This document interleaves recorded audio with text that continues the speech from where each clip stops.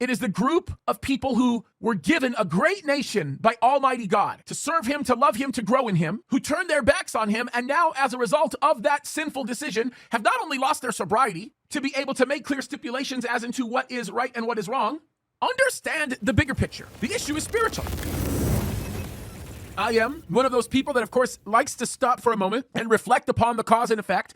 I like to look at what brings us to the place and what brought us to the place that we're actually in right now. Perhaps the most significant contributory variable that has got us to the place that we are in this very moment has been the apathy expressed by Christians, particularly Christian leaders around the world and, of course, in this country regarding these matters. And that kind of apathy has brought us to a place of destruction. When the spiritual leaders get to the point where they do not care about these things, or at least act as though they don't care, we allow wicked men to be able to do things that wicked men want to do without any accountability or any mechanism of purpose or call, and the nation suffers as a result. The corruption that we see in the government today is a result of Christians not speaking up yesterday. The kind of evil that we are watching take place in this very moment comes from a level of apathy that has been created or cooked up within a group of people that call themselves Christians, very well-meaning Christians, who think they are doing the godly and Christ-centered thing by being quiet when it comes to the political arena. We know beyond a shadow of a doubt that nothing could be further from the truth,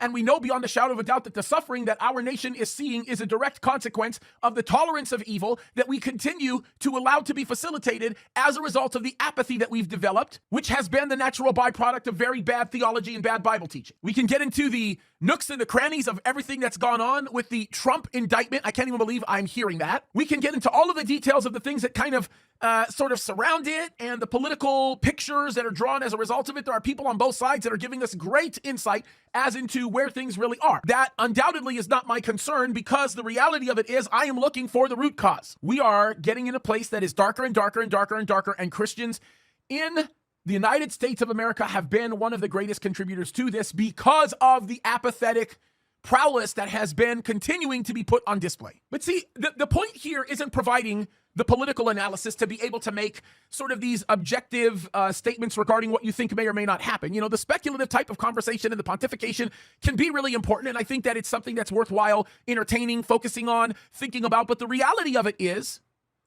I would rather focus on the matters in front of us that we know are real and what has contributed to the destruction of the nation. First and foremost, I think I need to lay it down by simply saying that it is sin. It is the group of people who were given a great nation by Almighty God to serve him, to love him, to grow in him, who turned their backs on him, and now as a result of that sinful decision have not only lost their sobriety to be able to make clear stipulations as into what is right and what is wrong.